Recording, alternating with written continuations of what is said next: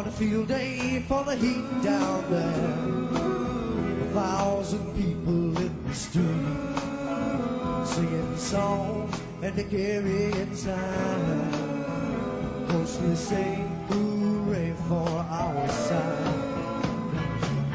There's battle lines being drawn. Nobody's right if everybody wrong. When people speak in their mind, getting so much resistance from behind. We got to stop the children. What's that sound? Everybody look, it's going down.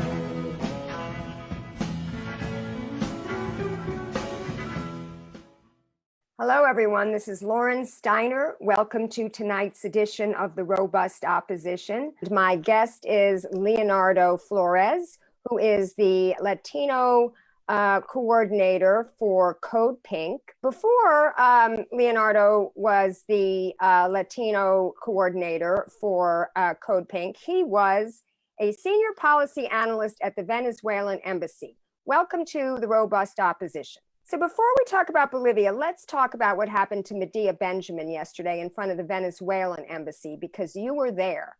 I spoke to her, and I know that she's fine now, but why don't you tell us how it all started? Sure. So it wasn't actually in front of the Venezuelan embassy. It was in front of the hill on the Capitol building, on the Capitol grounds, on the lawn. So yesterday, the Venezuelan opposition and their allies in Congress launched what's known as the Congressional Venezuelan Democracy Caucus, which is really a caucus for regime change and sanctions on Venezuela. And they had events all day. They invited special envoy Elliot Abrams to speak. And then after the set of events that they had indoors, they had a press conference outside, and they made this press conference public. And so we at Code Pink decided to go to this press conference to help make our feelings known and to, say what we had to say. And we were there. There were maybe about 7 or 8 of us with our signs and chanting a little bit, asking, interrupting the press conference. And this was we were pretty much surrounded by Venezuelan opposition members. And it brought back a lot of memories of the siege at the Venezuelan embassy from this past spring, which I'm sure you're very well informed of. And so we were there, and they were kind of, they're mean, basically, these opposition people. They're pushing and shoving us, and I was getting, people were whispering threats of violence into my ear because they didn't feel too comfortable pushing me because I'm a big guy. But at one point, I look over, and because I look to my right because Medea screamed, "They're choking me." They've got me in a headlock, and I turn and I see Medea being assaulted. She was being pushed and shoved until finally she was pushed to the ground. At that point, she left.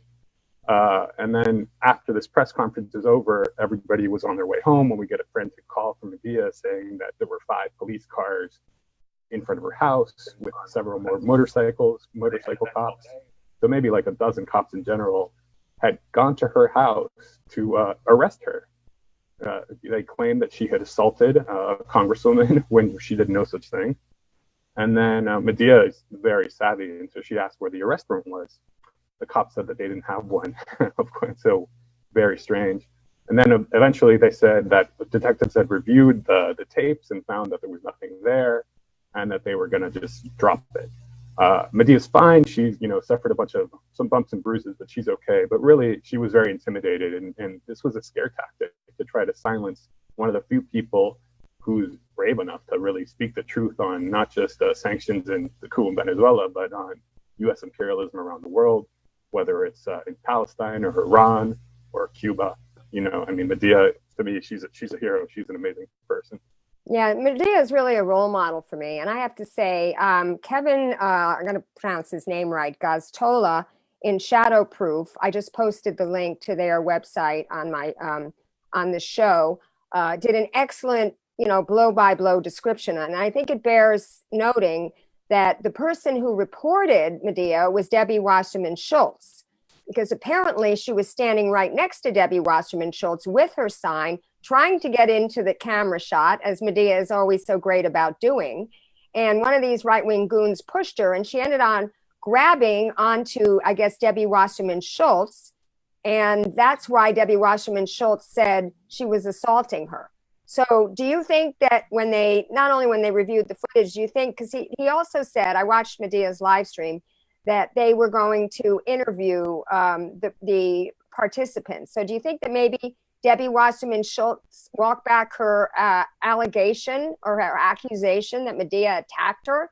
It's entirely possible. So we got a report from a Code Pink ally earlier today who said he called her office and was told by one of the staffers that Debbie Wasserman Schultz was not assaulted. And so it's entirely possible that she walked back her claims.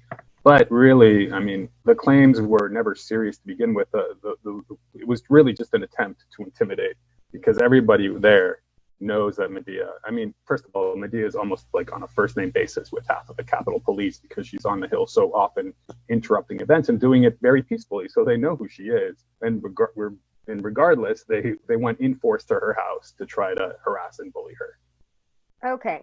So now let's get into Bolivia, because as everyone watching this program knows, on November 10th, which was just 4 days ago, Evo Morales, who is the legitimate president of Bolivia, was forced to resign. And we all know that it was a coup, but the rest of the country, the mainstream corporate media, the establishment, political actors, nobody's calling it a coup. So tell us exactly why you, and why I agree with you, that you're calling it a coup versus what they're calling it, or trying to imply that it was, which was a voluntary resignation. Right. So this is actually nothing new about coups happening in Latin America and the U.S. media and the government trying to ignore it and call it something other than coup. We can go into that later if you like. But in the specific case of Bolivia, the precipitating factor for Evo Morales' forced resignation was the head of the police and the head of the armed services suggested that he resign. And so this was very much a threat that he had to resign, or that there would be serious consequences. And before that, we had seen serious consequences for many other political leaders within Evo Morales' MAS party, the Movement Towards Socialism. Governors of the departments of Oruro and Chuquisaca had their homes burned down. The president of the lower house of parliament, the Chamber of Deputies, had his house burned down and his brother taken hostage. And the kidnappers had said that he had to resign or something would happen to his brother. Evo Morales' sister had her house burned down. And last week, or maybe about a week and a half ago, the presidential helicopter, while Morales was in it, had to make an emergency landing. So, I mean, and this in retrospect looks like it was an act of sabotage aimed at trying to either intimidate Morales or kill him. So we have plenty of evidence suggesting that there were direct threats to the lives of government ministers and their families, and that is the same for Evo Morales. And he resigned because of that. And clearly, when there's a gun to your head, whether it's literal or figurative, it's a coup. It was a forced resignation. Okay, so before we get into the history of this coup and also previous coups attempts in Bolivia, let's tell the audience what's the situation today. Because last night somebody sent me a live stream of their lower house, like our House of Representatives was having a meeting. And apparently some good news, I was told some good news came out of that they actually elected somebody from Morales's party, the MAS party, to be the leader. But the Senate, which apparently has more power than the House there, unlike our Senate, which is kind of like an equal power, is the more neoliberal body, and they have yet to meet. So, and there's people demonstrating in the street. So what is the situation in Bolivia today before we get into more history? Well, let's start with the legislature. You're right. Last night they voted in the lower house to elect a new president, and the president was from the MAS party, Morales's party. They managed to get a quorum of the necessary number of votes and people voting, which should first draw this contrast. The person who proclaimed herself president of the country in the interim president, Janine Áñez, did not have a quorum in the Senate when she did so, which is required by the Constitution. So in the lower house, they did vote for a MAS president of this chamber. But just about an hour and a half ago, I just read in the news that the Senate also voted to elect a new president, and it was also from the MAS party. They have a huge majorities. The MAS, it has these majorities in both chambers. And in terms of the streets, we've seen Bolivians are rising up against this coup, which really it's fair to call both fascist and racist, although both of those terms go hand in hand, of course. In the municipality of El Alto, there's tens of thousands of Evo and Mas supporters on the streets. We heard reports yesterday and the day before that there were some clashes with the police and that they managed to take over 4 police stations.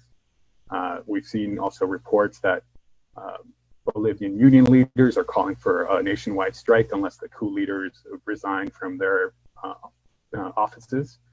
And there's also been basically reports of uprisings throughout the country against this coup.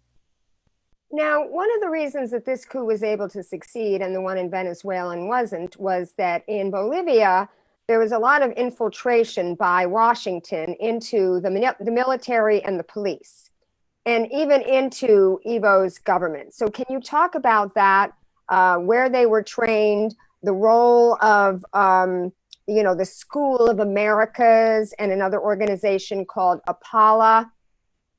Sure. Well, let me talk a little bit first about the military in general in Bolivia and draw some contrast to Venezuela.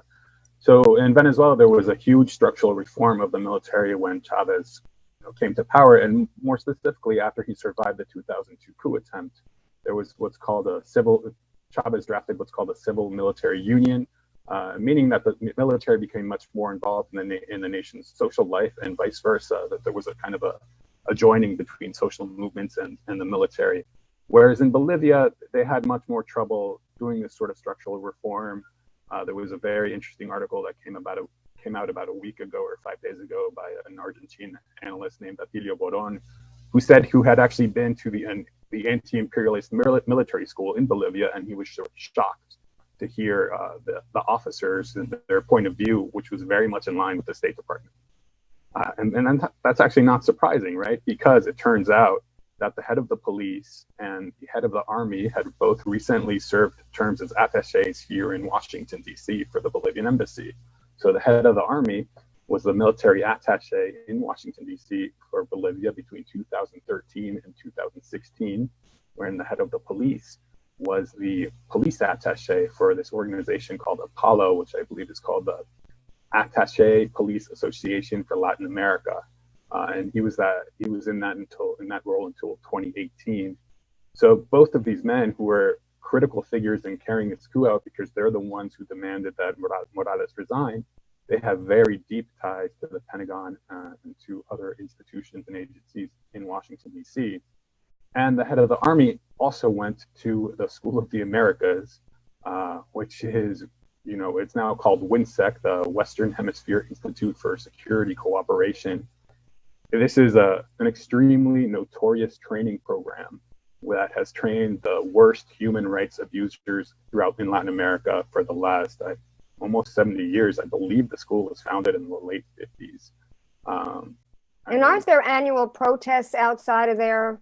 Yeah, so this school is in Fort Benning, and there's an organization that does amazing work called School of the Americas Watch. They have an annual vigil, which is actually going to be this weekend up in Fort Benning. So if you're in Georgia or around there, you should really look into the School of the Americas Watch, because they've done a really great job in highlighting just all of the human rights abuses that the graduates of the school have been responsible for. There was a manual that was leaked maybe in the 90s that showed that they were training these military members in extortion and execution and in torture. So I mean, this has been one of the ways that Washington has sought to maintain power in Latin America, by training friendly members of the military in ways to keep control over the population, and more specifically to harass and basically disappear or do terrible things to communists and socialists. It's a very anti-communist, anti-socialist philosophy that they have. Now, let's talk about when they first started targeting Morales back in 2001. And how did they do it? Talk specifically about the role of civil society groups, and specifically the Civic Committee in Santa Cruz, and talk a little bit about Santa Cruz itself, and the USAID. Right. So in 2001, we know, thanks to some great investigative journalists who use the Freedom of Information Act, request. We know that the U.S. Embassy in La Paz issued a cable saying that they were extremely worried about the rise of Evo Morales and his MAS political party, and that they were urging the Bolivian government to clamp down on this party and to ensure that it could never reach power. This was a full 5 years before Evo came into office. Then by the next year, USAID and OTI, the Office of Transition Initiatives, which is really should be called the Office of Regime Change, they began funding political movements in Bolivia, especially those linked to groups that were very much in opposition to the MAS, and also specifically to movements in Santa Cruz, Bolivia. So I'll talk a little bit right now about Eastern Bolivia, where Santa Cruz is. This is a region that's rich in resources, mineral resources, and natural gas. And it's also where a lot of the country's white minority is concentrated. Bolivia is, of course, it has an Indian majority, indigenous majority, with the next biggest group being mestizos, and they have a very kind of small white minority population. But this white minority population has played a very oversized role in politics in Bolivia. I mean, we have to recognize, first of all, that Bolivia was ruled by a white dominant elite for about 500 years before Evo Morales was first elected in 2006. He was the country's first indigenous president. So the Pro Santa Cruz Civic Committee is one of these organizations that received USAID funding. In 2008, this committee was responsible for a coup attempt and also for an attempt to secede from Bolivia, because the white folks in this region, they really see themselves as being fundamentally different from the indigenous majority. So they consider themselves to be really a different nation. But it's more about power and resources and control than any sort of significant cultural differences.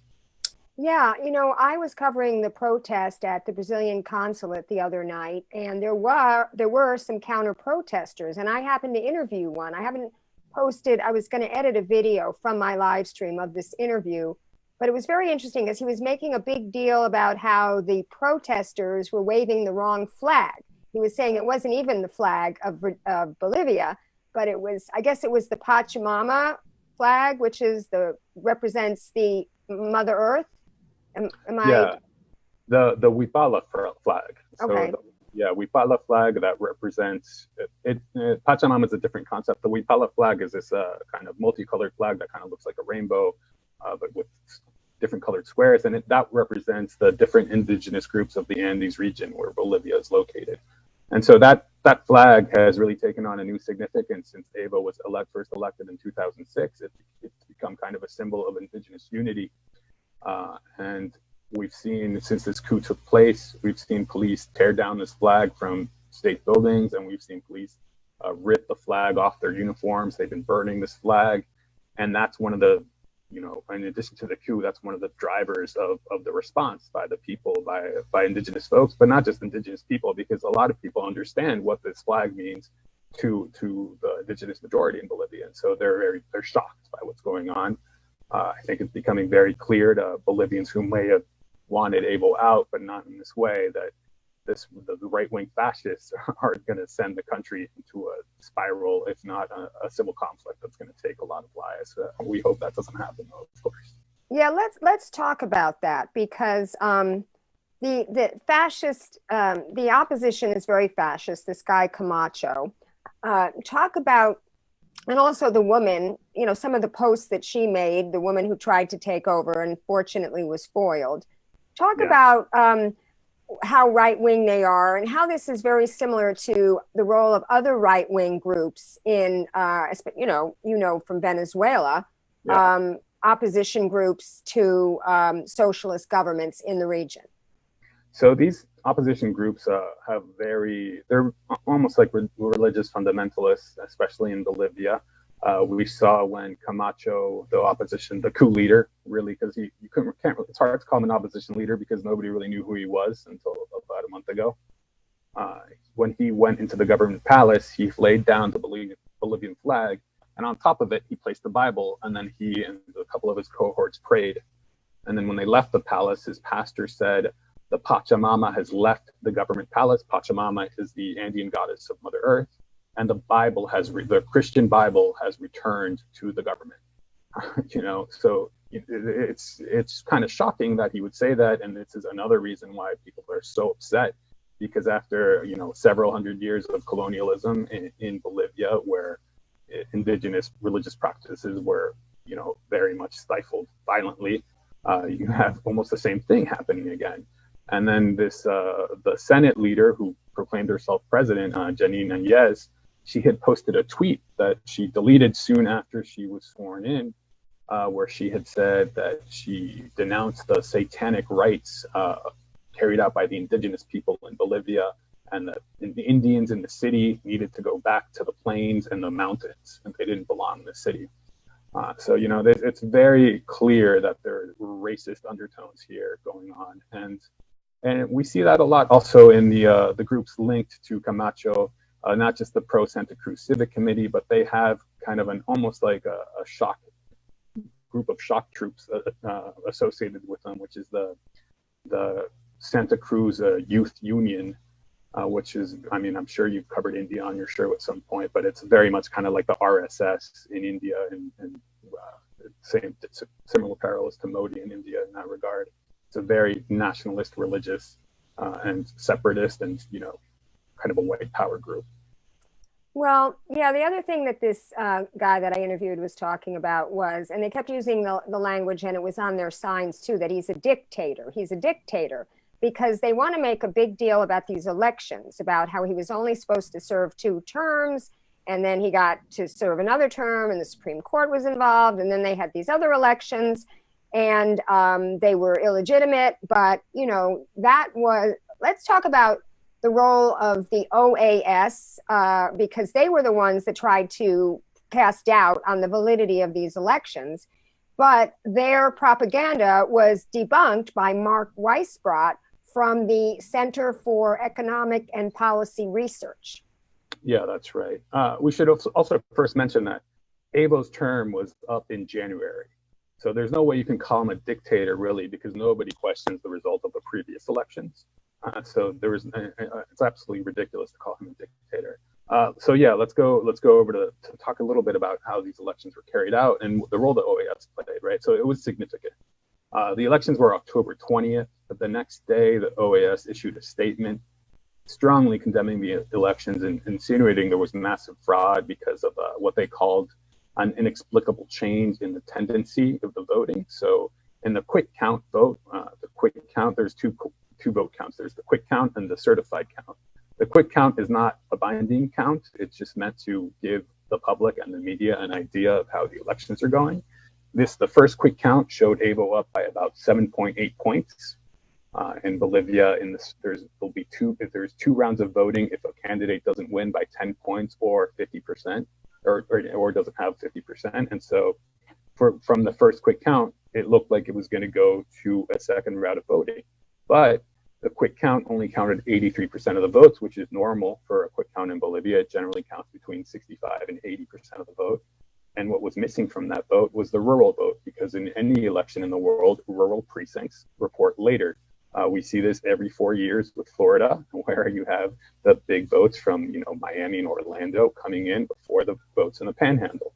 And we see how elections change because of how Florida goes. And it's the same is true in Bolivia, right? Because the rural vote, people in rural areas are generally campesinos, peasants, and indigenous folks, and they vote overwhelmingly for Morales. That's really where his base is.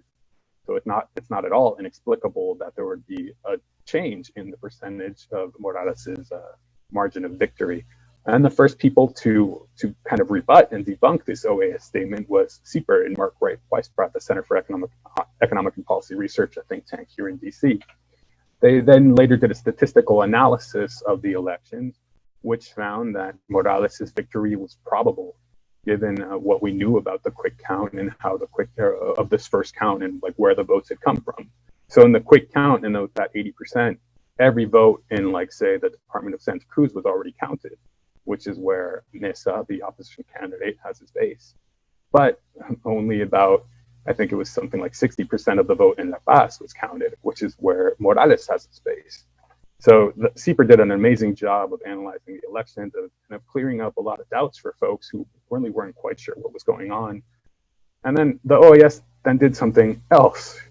So Saturday, I guess it was November 9th, at night, Evo Morales went on television and said there's a coup going on. There's an ongoing coup. They're trying to, overthrow this government. By the next day, things were very, very tense on the street on Sunday. And the OAS issued a preliminary audit. So let me backtrack a little bit. The OAS had offered, Evo had offered to have the OAS come audit the results of the elections. And he said that he would abide by this audit, which was a very risky move to make for those of us who follow the OAS, because we know that the OAS has manipulated elections before. They did it very brazenly in Haiti in 2004, where they changed the winner of the election, and then the new winner happened to be a US ally. And then the OAS was supposed to issue its final audit on about Tuesday or Wednesday of this week. But instead, they issued a preliminary audit, seeing how the situation in Bolivia was tense, knowing that there was a coup attempt going on, and they did it anyways in order to destabilize the country. And they issued a preliminary audit without without publicizing the databases that they used, meaning that their own audit couldn't be audited, which was very, very kind of clever of them, really. And so what this did was, spike tensions in a country that was already on the brink. And after the OAS issued this audit, Evo said, you know what? Fine, we'll go to a second round of voting. And he said he would replace the country's electoral body, the members of the Supreme Electoral Court, I think it's called. But at this point, the opposition said, no, you have to resign.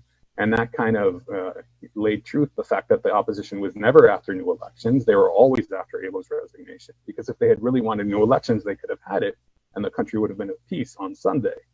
But that's not what happened at all. And so the OAS was quick to destabilize the country. And then on Tuesday of this week, the OAS met in an extraordinary session to basically greenlight everything that had been going on. And the vote in the OAS had a lot of criticisms. Mexico and Uruguay in particular strongly criticized the OAS for the role it had played in destabilizing Bolivia, and for the fact that the OAS refused to call it a coup. Now we've seen a lot of these socialist governments go. Brazil was especially sad because they have so much of a, portion of the Amazon there. And since Bolsonaro has come in, they've been burning down that Amazon, which is the lungs of our world. And what was really interesting, I bookmarked an article back in August about a woman by the name of Janice Daza, who has popped up now on all of our screens. She's on CNN, she's on Telemundo, she's on all the shows. She's supposedly a human rights activist, and she's affiliated with an organization called the Human Rights Foundation, which to my mind, and anybody that follows Max Blumenthal and the reporting of the gray zone, this is just like the White Helmets is a human rights organization pulling babies out of the rubble in Syria. I mean, Max showed how they're part of the regime change effort. They're tied with the Al-Nusra Front, who we were supporting, the moderate rebels. We used to call them terrorists before we started supporting them. And she actually was trying to organize an Extinction Rebellion, played along with this, protest to say that Morales and Bolivia were burning down the rainforest. What can you tell us about that and her and those so-called human rights organizations and how they're used to cover for these regime change operations? Yeah, this was kind of an evil genius type plan, what Daza's plan, because before this year, really, when you talked about Evo Morales, everyone, even the New York Times, would recognize what the amazing job Morales had been doing. Morales' administration had cut poverty by 40%, extreme poverty by 60%. They had reduced inequality. The economy had grown faster than any other Latin American country. Per capita income, which had stagnated in Bolivia for decades, had grown under his administration. And so really there was little to criticize from kind of a macroeconomic point of view. I mean, sure, the left in Bolivia had some criticisms, but really nothing compared to some of Bolivia's neighbors. And then, so she starts this international campaign called SOS Bolivia in response to the fires in Bolivia, which was kind of ridiculous, right? Because let's compare the response to the fires in Bolivia with that of Brazil.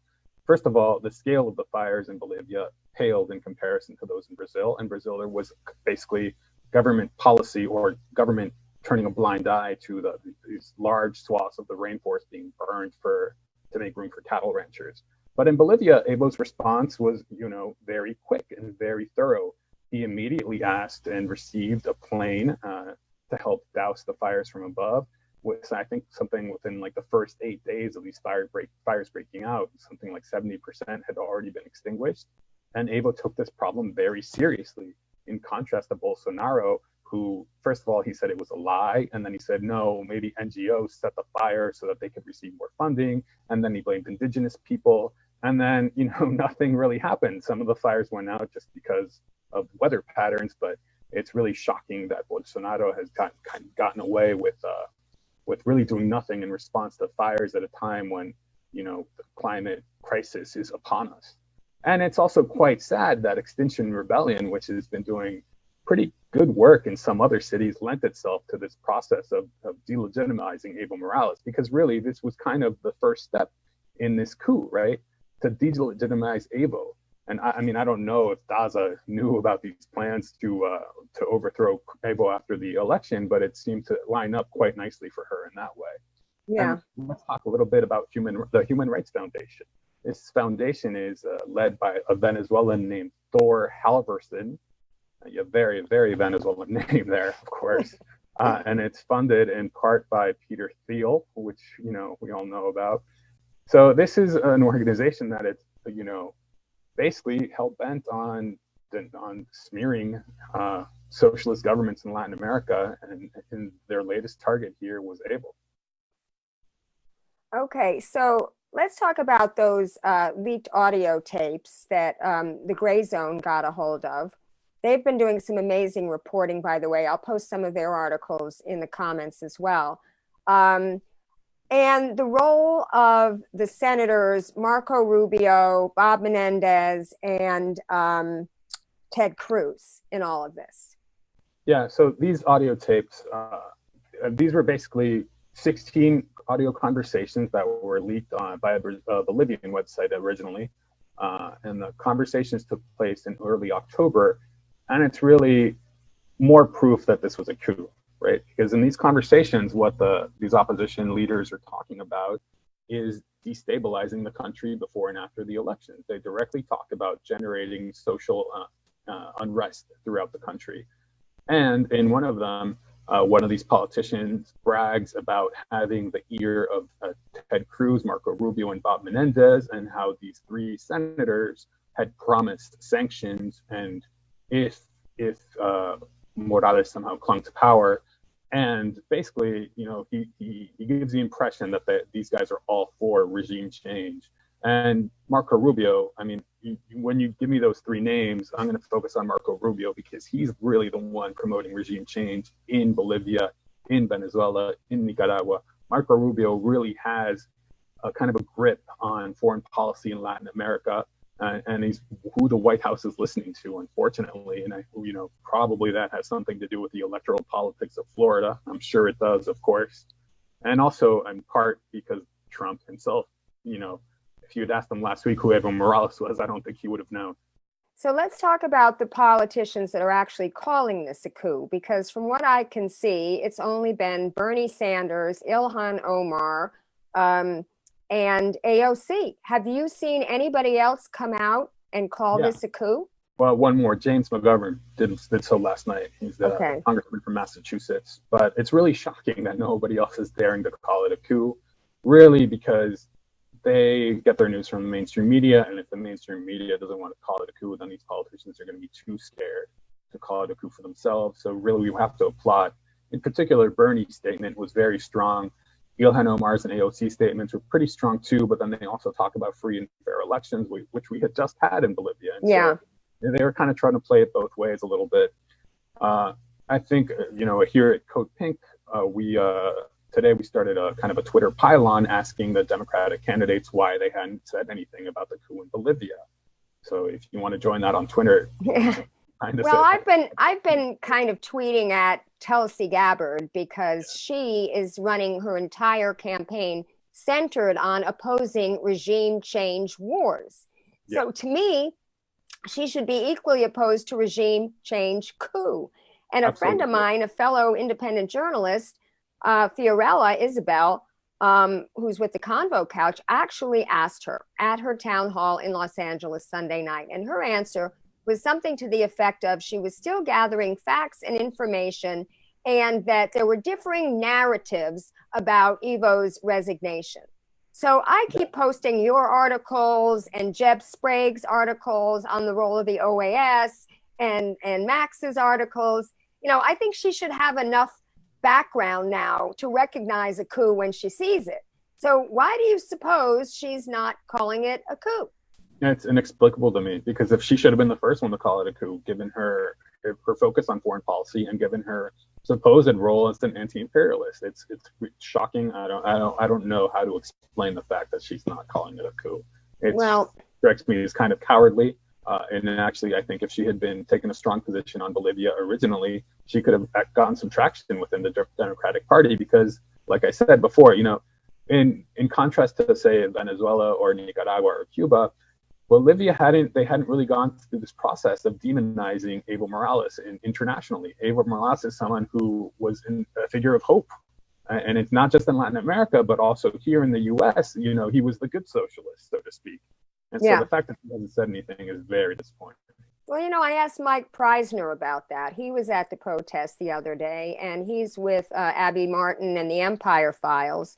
And he was speculating that maybe it's because no American lives are lost, you know, like they would be in a regime change war. My speculation is that she's got a lot of Republican support. And I don't, you know, criticize that in the way that a lot of mainstream establishment Democrats criticize it. I say it as a fact. She does. The whole reason she was able to qualify for the debates in November was getting 6% in the polls in New Hampshire, and like something like 26% of her support is Republicans, which is the highest of all the candidates. So good for her that she's, you know, bipartisan. But I'm speculating that perhaps Republicans are going to side with these three senators and being against Morales and being against a socialist government. Does that make any sense? It does. It makes a lot of sense. So I'm sure a lot of the Republican support she gets is from Republicans who are sick of the endless wars and are sick of the war machine that we're living in. But in the case of Bolivia, it's a socialist. Right. And so coming out and seemingly in support of a socialist would certainly harm her with Republicans. And like you said, it doesn't seem like the U.S. interests are directly at stake in Bolivia. And so why should she or any Republican really, you know, denounce the fact that a coup is taking place? But they really should, because if Bolivia is destabilized, then we have so many countries in this region that are really on the brink. Right. We have millions of people on the streets in Chile. Last month, we had millions of people on the streets of Ecuador. Ecuador is still not stable at all. Chile, who knows what's going to happen. And then, of course, you have Colombia with its failed peace process, and Venezuela with an ongoing coup. And then Brazil, where, you know, Lula was freed, thank God, but it's a country also that's very polarized. I mean, this is a conflict that could spiral out of control, and it's very worrisome. And I think the U.S. should really, you know, think deeply about whether it's going to prize stability in the region or, you know, geopolitical control and control of important resources such as lithium. Right. Now, obviously, Manuel Lobrador, say his full name, I always get it confused. Andrés Manuel López Obrador. Yes. AMLO for sure. AMLO. The leader of Mexico has taken in Morales. And my friend who I spoke to yesterday has some relatives in high-level positions in the Mexican government. And he was sort of giving me inside information, not everything that he knew, but some of what he knew. And he said that he is worried about Morales because there is pretty much a bounty on his head. And he's not getting the official Mexican government protection, like the military or the police, more like private security protection. So what do you know about that? And do you worry about Evo's safety? Well, there's very literally a bounty on its head. So it turns out that one of the military advisors who, you know, didn't turn on Evo he showed him a text message that he had received in which he had been offered $50,000 to turn Evo over to these coup thugs. And, you know, we can only speculate what they would have done with Evo, but it seems pretty obvious that they would have killed him.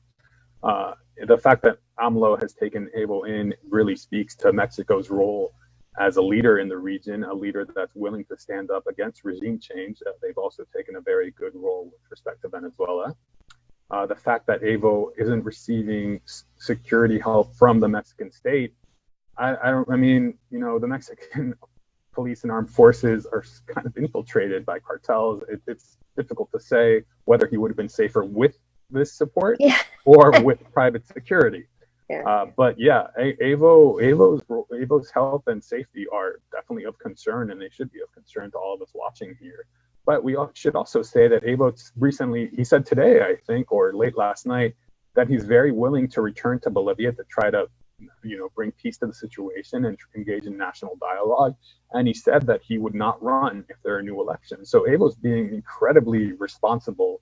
I think we have to recognize that, because he also, you know, he had every right to not resign and to like bring the conflict, the country into conflict, because honestly, in some ways, this is a conflict that goes back 500 years between the colonizers and the indigenous people of Bolivia.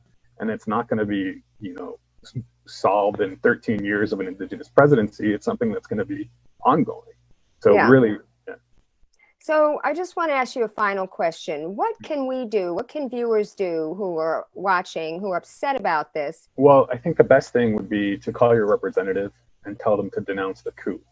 I mean, that's very much the first step, because the fact that so few Democrats have taken a stance on this is really disappointing.